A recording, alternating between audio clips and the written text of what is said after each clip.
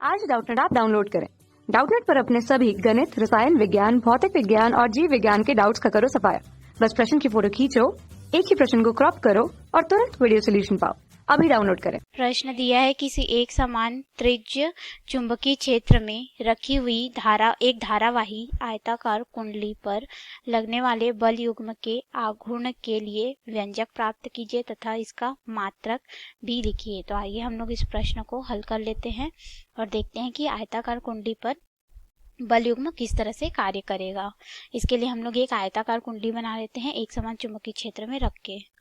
ये हमने इस तरह से एक समरूप चुंबकीय क्षेत्र में आयताकार कुंडली को रख दिया है। ठीक है, इस कुंडली में धारा जो है इधर पी क्यू में ऊपर नीचे की तरफ बह रही है और आर एस में ऊपर की तरफ बह रही है। इस तरह से इसमें धारा का प्रवाह हो रहा है और चुंबकीय क्षेत्र जो है एन से एस की तरफ जा रहा है, जिसको हम लोग बी से दर्शाते हैं। ठीक है, ये बी से हम लोग इसको दर्शाते हैं। तो ये इस तरफ है और हम लोगों ने ये देख लेते हैं इसमें कि जो पी क्यू है, ठीक है, ये जो कुंडली की लंबाई पी क्यू है, इसको हम लोग बोल देते हैं पी क्यू बराबर, और यहाँ पे पी क्यू के समरूप जो है वो आर एस भी है, तो आर एस दोनों बराबर हैं, उनकी लंबाई एल है बोल के। ठीक है, और इसी तरह से हम लोग यहाँ पे बोल देते हैं कि क्यू आर और क्यू एस जो है चौड़ाई को दर्शा रहा है।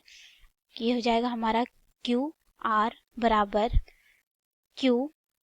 पी एस चौड़ाई को दिखा रहा है, जिसको हम लोग बी से दर्शा देते हैं। ठीक है, और इस कुंडली पे आई धारा प्रवाहित हो रही है तथा यह बी तीव्रता के चुंबकीय क्षेत्र में रखा हुआ है, समरूप चुंबकीय क्षेत्र में रखा हुआ है। ठीक है, अब हम लोग इस पे देख लेते हैं जो बी चुंबकीय क्षेत्र है, इस वजह से जो हमारा पी क्यू भुजा है हमारे आयताकार धारावाही कुंडली का, उस पे जो बल कार्य करेगा वह किस दिशा में कार्य करेगा। तो इसको हम लोग ज्ञात करते हैं दिशा को फ्लेमिंग के बाएं हाथ के नियम से। फ्लेमिंग के अंगूठा, तर्जनी और मध्यमा को इस प्रकार फैलाइए कि ये तीनों एक दूसरे से 90 अंश का कोण बनाते हुए हो, इस तरह से। ठीक है, इस तरह से इन तीनों को फैलाइए कि एक दूसरे से 90 अंश के कोण पर स्थित हो। ये तीनों एक दूसरे से 90 अंश के कोण पे होंगे तो जो आपका अंगूठा होगा वो हमें बल की दिशा को दर्शाएगा उस धारावाही चालक पे, और जो हमारा तर्जनी उंगली होगा वो हमें चुंबकीय क्षेत्र, जिसको हम लोग एम से दर्शाते हैं, ठीक है, वो उसको दर्शाएगा, और जो हमारा मध्यमा होगा वह उसमें प्रवाहित होने वाले धारा की दिशा को दर्शाएगा। तो अब अपने बाएं हाथ को इस प्रकार रखिए कि आपका जो मध्यमा है उंगली वो इस धारा की दिशा में हो और चुंबकीय क्षेत्र की दिशा में आपकी तर्जनी हो, तथा जो बल प्राप्त मिलेगा वह ये हमारा जो स्क्रीन है उसको आप कागज का तल समझ लीजिए, तो ये कागज के तल के लंबवत ऊपर की ओर हमें मिलेगा। तो उसमें बल की दिशा जो है वो इस तरह से होगी। हम लोग इसको देख लेते हैं। बल की दिशा हमें जो है वो लंबवत इस तरह से प्राप्त होगी। ठीक है, कागज तल के लंबवत हमें यह प्राप्त होगा। अब उसके बाद हम लोग इसी तरह से हमारे आर एस पे आते हैं। ठीक है, तो आर एस पे जैसे ही हम लोग आएंगे तो इस पे भी हम लोग बाएं हाथ का नियम ही लगाएंगे। तो इस पे बाएं हाथ का नियम लगाएंगे तो हमें जो धारा की दिशा मिलेगी वो कागज तल के लंबवत, इस पे जो बल लगेगा वो कागज तल के लंबवत ऊर्ध्वाधर इस तरह से हमको प्राप्त होगा कि यह ऊपर की ओर प्रवाहित होने वाली धारा है। ठीक है, तो इस पे जो बल लगेगा वो कागज तल के लंबवत नीचे की ओर इस प्रकार हमें प्राप्त होगा। ये दोनों बल जो है परिणाम में बराबर होंगे परंतु एक दूसरे से विपरीत दिशा में होंगे। ये हमारा F1 हो गया, ये हमारा F2 हो गया। अब हम लोग यहाँ पे F1 और F2 का अगर मान लिखे तो हमारे पास जो F1 था वो कागज तल के लंबवत ऊपर की ओर मिल रहा था, तो इसका मान जो है हमें मिल जाएगा। इस पे आई धारा प्रवाहित हो रही है, इसकी लंबाई हमने एल बोला और यह चुंबकीय क्षेत्र बी में रखा हुआ है। ठीक है, और ये साइन थीटा आता तो साइन थीटा में ये 90 अंश पे था। ठीक है, लंबवत मिल रहा है हमको, अर्थात साइन थीटा का मान जो है वो 1 हो जाएगा। और इसी तरह से अगर हम लोग यहाँ पे F2 बल की बात करें, ठीक है, जो हमको आर एस पे मिल रहा था वो F2 बल यहाँ पे हो जाएगा, यहाँ पे आई एल बी, इसकी जो दिशा होगी वो हमें कैसी प्राप्त हुई थी, धारा ऊर्ध्वाधर ऊपर की ओर प्रवाहित हो रही थी तो कागज के तल के लंबवत नीचे की ओर प्राप्त हो रही थी। ठीक है, तो इसको अगर हम लोग बोल दें ये हमें ऊपर की तरफ प्राप्त हो रही है, तो जो बल है उसकी दिशा किस तरफ है, कागज तल के लंबवत ऊपर की तरफ। ठीक है, कागज तल से लंबवत ऊपर की ओर। ठीक है, और ये हमारा कैसा है, तल से लंबवत नीचे की ओर है, ठीक है, जैसा हमने यहाँ पे देखा। अब हमने इनकी दिशा भी ज्ञात कर ली। अब हम लोग इस पे आगे हल करते हैं।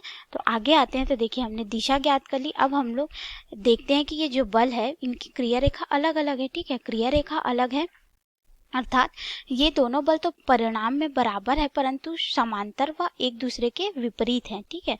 तो इनकी क्रिया रेखा अलग अलग हो गई, अतः ये दोनों बल क्या हो जाएंगे, बल युग्म की तरह कार्य करेंगे। कैसे कार्य करेंगे, बल युग्म की तरह कार्य करेंगे। तो हमें उस बल युग्म को इस पे देखना है, ठीक है। और हमने जो धारा की दिशा ली थी वो घड़ी के विपरीत दिशा में थी, एंटी क्लॉकवाइज डायरेक्शन में, ठीक है। तो अब आइए हम लोग इसको आगे हल करते हैं। अब हम लोग मानते हैं ये बल युग्म हो गए, ठीक है। तो इससे क्या हो जाएगा, ये बल युग्म हो गए तो ये जो धारावाही कुंडली है इसको ये लोग घुमाने का प्रयास करेंगे। तो ये जो कुंडली है इस अक्ष के परितः क्या होगी, पूरी तरह से घूमेगी, ठीक है। एन ध्रुव इसको अपनी तरफ खींचेगा आर एस को, और जो पी क्यू है उसको इधर धक्का देगा, तो जो एस ध्रुव है वो इसको इस तरफ खींचेगा। तो यह कुंडली यहाँ पे इस तरह से घूमना चालू कर सकती है, ठीक है। इस तरह से इस अक्ष के परितः यह घूम जाएगी। तो हम लोग उसको देख लेते हैं कि यह कैसे होगा।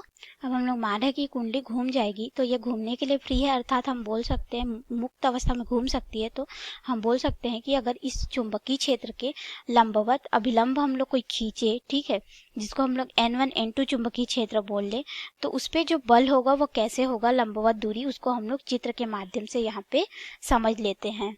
तो यहाँ पे देखिए हमारी कुंडली बल युग्म के कारण घूम जाएगी। तो जो हमारा ये Q और R है वो घूम के ऐसे हो जाए कि यह चुंबकीय क्षेत्र के साथ इस तरह से थीटा कोण बनाए। तो हम लोग इसके लंबवत एक अभिलंब खींच दे N1 N2, ठीक है। तो ये जो चुंबकीय क्षेत्र के साथ अभिलंब क्या कर रहा है, थीटा कोण बना रहा है। तो ये दो बल युग्म की तरह कार्य कर रहे हैं, बोल रहे हैं, ठीक है। और ये तो जो हम लोग के बल F1 और F2 के बीच के जो लंबवत दूरी होगी इस तरह से, वो B sin थीटा हो जाएगी, क्योंकि ये तो दूरी जो थी वो B थी, ठीक है, चौड़ाई, तो ये B sin थीटा के बराबर हो जाएगी। तो अब हम लोग यहाँ पे कुंडली पे लगने वाले विक्षेपक बल युग्म का आघूर्ण ज्ञात कर लेते हैं, ठीक है। तो यहाँ पे क्या ज्ञात करेंगे हम लोग, बल युग्म आघूर्ण, ठीक है, बल युग्म आघूर्ण, बल युग्म का आघूर्ण देखेंगे। तो बल युग्म का आघूर्ण यहाँ पे क्या हो जाएगा, जिसको हम लोग यहाँ पे टाउ से दर्शाते हैं, ये होता है बल गुणित बलों के बीच की लंबवत दूरी, एक बल गुणित बलों के बीच की लंबवत दूरी। तो हमारे पास यहाँ पे टाउ बराबर क्या हो जाएगा, बल का मान क्या था, ILB था, एक बल का मान, ठीक है। और इनके बीच की लंबवत दूरी हम लोग देख लिया, क्या हो जाएगा, B sin थीटा हो जाएगा, ठीक है। तो जब हम लोग इसको गुणा करेंगे तो हमें ये क्या मिल जाएगा, टाउ बराबर ये हो जाएगा हमारा IAB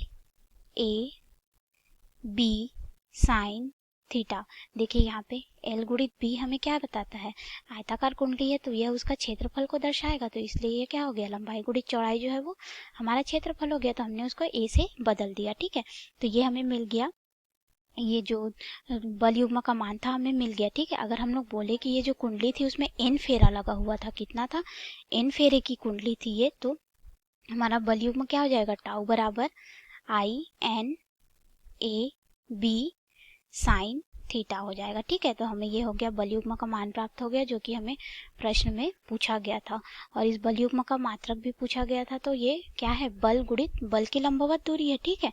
तो इसका जो मान हो जाएगा वो हो जाएगा न्यूटन मीटर, मतलब कि इसका जो मात्रक हमें मिलेगा वो न्यूटन मीटर होगा। और हमसे प्रश्न में यही पूछा गया था कि बल युग्म आघूर्ण को हमें बताइए तथा इसका मात्रक बताइए। तो इसका मात्रक हो जाएगा न्यूटन मीटर। और एक चीज़ आप लोग ध्यान रखिए, हमने अभी इसमें देखा कि हमारा जो F1 और F2 बल दोनों क्या थे, बराबर थे, समानांतर थे, परंतु एक दूसरे के विपरीत थे, ठीक है।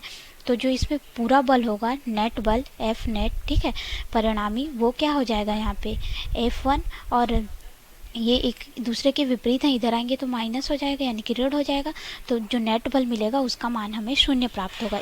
परंतु इस पे बल युग्म का आघूर्ण जो है वो, ठीक है, कार्य, एक बल युग्म कार्य करेगा जिसका आघूर्ण हम लोगों ने निकाला, टाउ बराबर INB sin थीटा N फेरों के लिए, और इसका हमने मात्रक देखा न्यूटन मीटर। आपको यह समझ में आया होगा। धन्यवाद। कक्षा 6 से 12वीं से लेकर नीट, IIT, JEE वो एडवांस के लेवल तक 1 करोड़ से ज्यादा छात्रों का भरोसा। आज ही डाउनलोड करें डाउटनेट ऐप या व्हाट्सएप करें अपने सारे डाउट्स 8400 400 400 पर।